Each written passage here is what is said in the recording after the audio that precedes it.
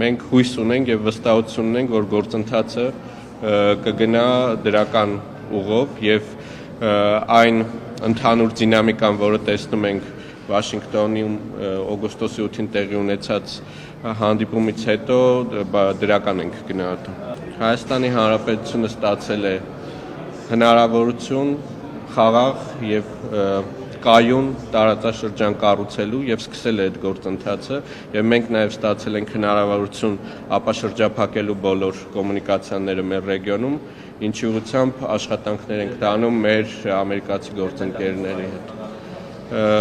Քննարկումներ են ընթանում, երբ որ կլինեն հստակ հանգրվաններ, վստահաբար դրա մասին հանրությունը պատշաճ կարգով կտեղեկանա։ Ես չեմ կարող Ադրբեջանի փոխարեն երաշխիքներ տալ, բայց այն հայտարարությունները, որոնք հնչել էին նաև Սպիտակ տանը, խոսում էին դրա մասին, որ մենք մտնում ենք կայուն եւ խաղաղ ժամանակաշրջան։